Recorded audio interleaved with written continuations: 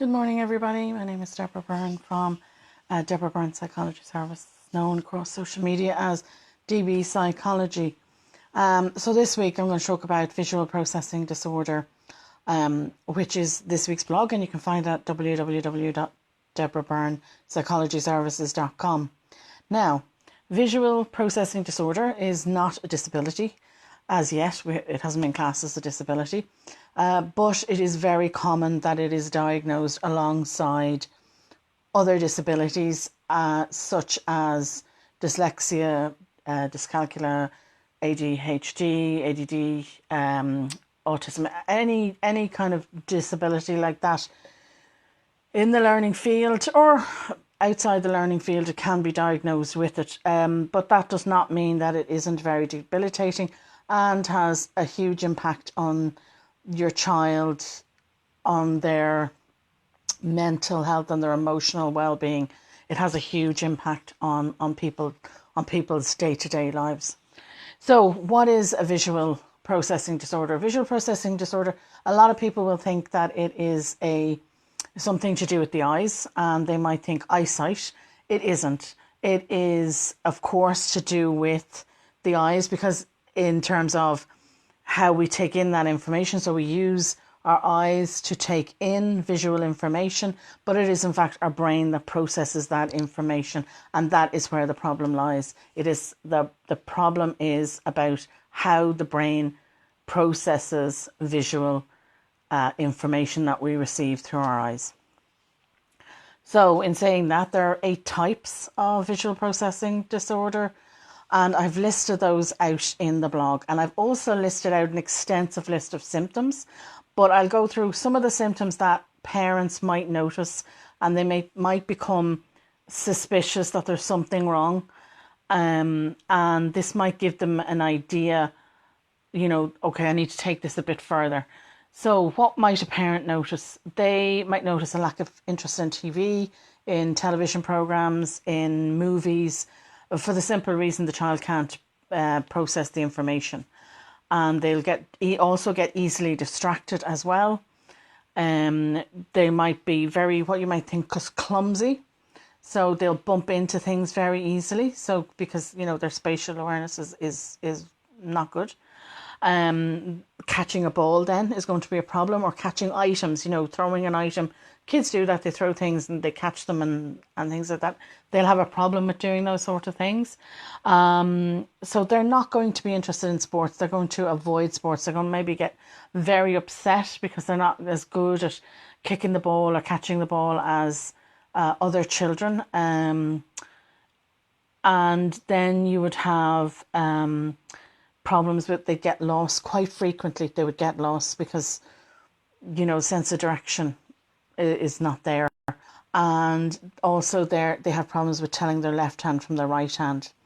Now, in saying that, the next few symptoms you might see more in the over 7s. We'd be looking at it for over 7-year-olds in this case. So it would be, not being able to tell the left hand from the right hand, reversing letters beyond 7, reversing numbers beyond 7, skipping lines or words, even skipping a whole paragraph. Things like that. We would wait until the children are over 7 before we'd say, okay, there's a problem there. But a lot of kids will play with sweeping brushes. I think any child, it doesn't matter whether they're male or female, will play with a sweeping brush. But they do a really bad. So if you notice that they would do a really bad job, that they'd use the sweeping brush, they'd be okay using the sweeping brush, but they'd miss large chunks of things. It'd be really a sloppy job, particularly as they got a little bit older. Anything like that, their socks, they wouldn't put the right socks, even if there are lots of different colours and things like that, they wouldn't put them together properly. So think about things like that you want to look at.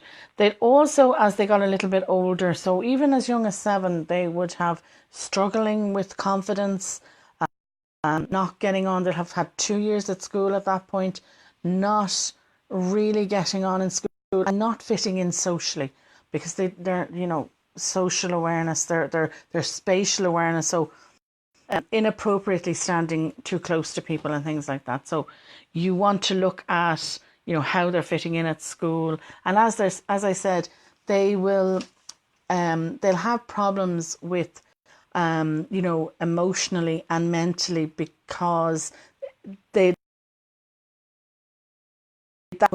their emotional and mental health will have taken a really bad knock, and probably even as early as 7 or 8.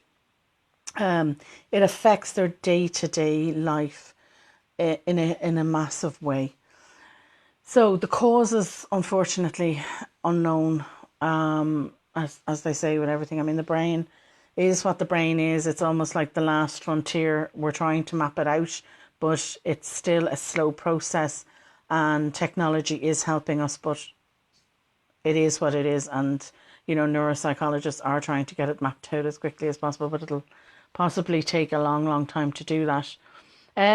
Diagnosis is usually done with a psychologist, but as with any psychologist, they would want to rule out your eyesight, and they'll also probably ask for a hearing test done as well. And don't be alarmed at that, but that is standard. Most parents will have already taken their child, in fact, to get an eyesight test or get a hearing test, because they feel, well, maybe there is something wrong with their eyes, because they think of that. They don't understand that your visual processing is nothing to do with your eyes. They could have 20/20 vision and still have this disorder.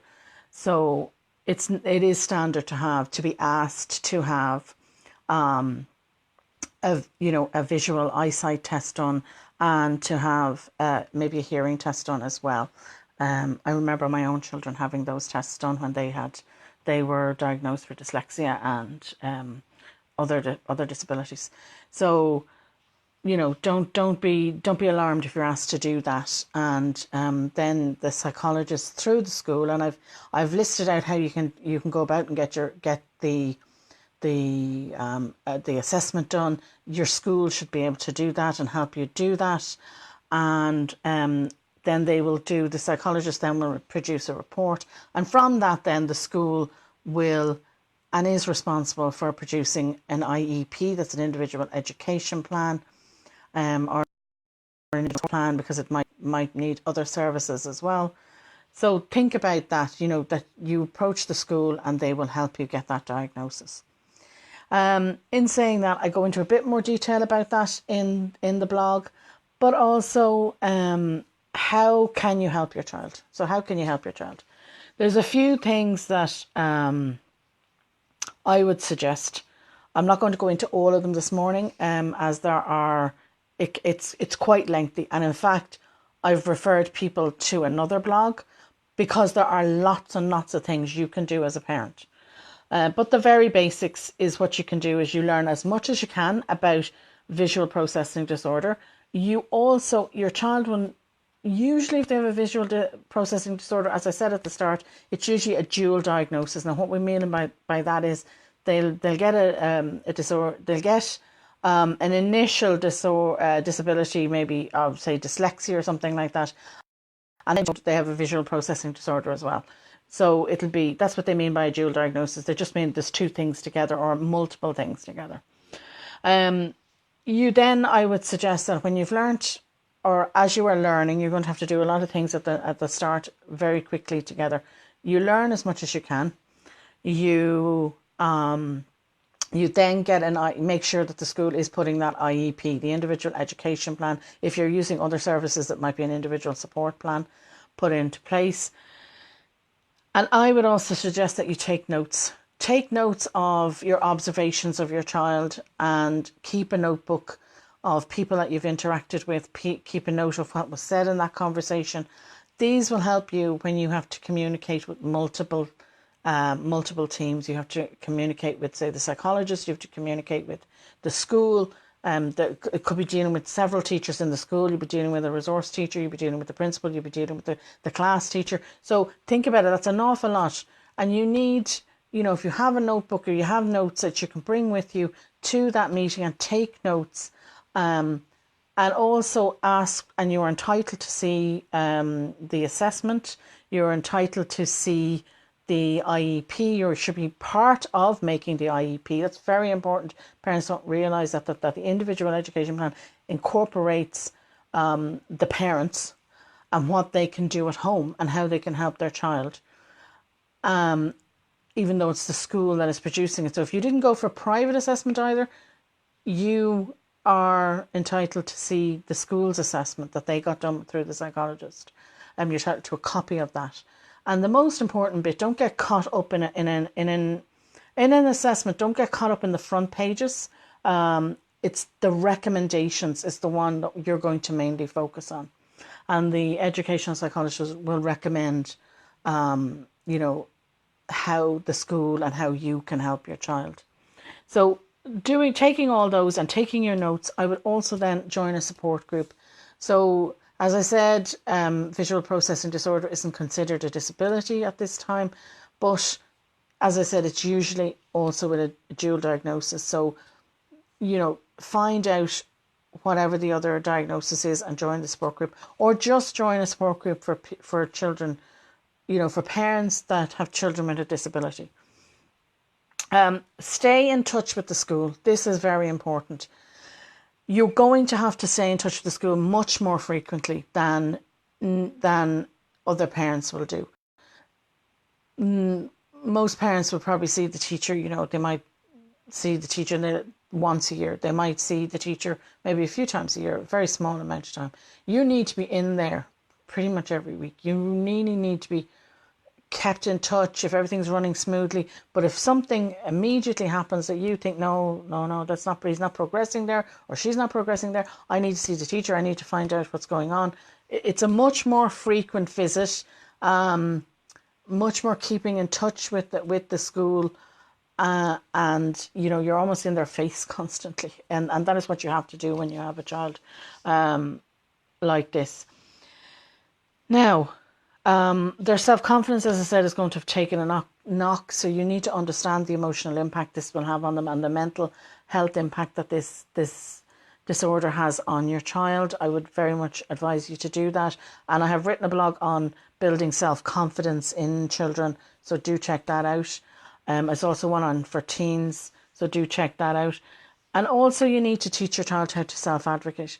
So you are their advocate at the moment, but as they get older, they're still going to have this problem. It's never going away. There is certain skills that you can teach them. There are certain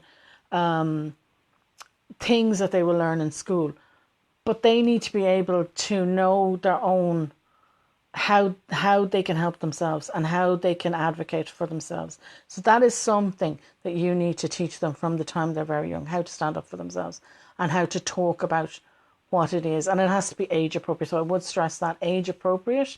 And if you also felt that just right at this moment that their mental health had been impacted too much from what is going on, you have to make that judgment call as to when you're going to tell them what is wrong with them.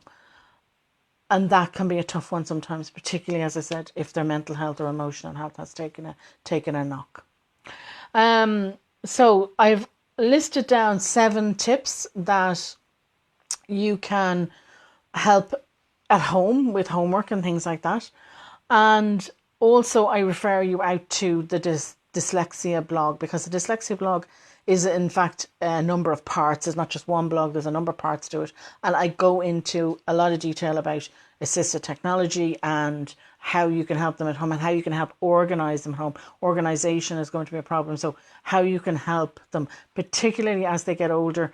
And, secondary school can be a big problem for children with disabilities. So you need to be organised, but you also need to think ahead. So just because your child is 7 and they've just gotten this diagnosis doesn't mean you can't start to think ahead to secondary school, and you can't plan ahead, and you need to plan ahead for, the Leaving Certificate and college. In fact, you need to be planning ahead for them and help them and play to their strengths. Always play to these strengths. And the assessment should, in fact, from the psychology assessment, should give you an indication of where their strengths lie, and ask for a meeting with the psychologist. Ask to speak to somebody who can explain the report to you.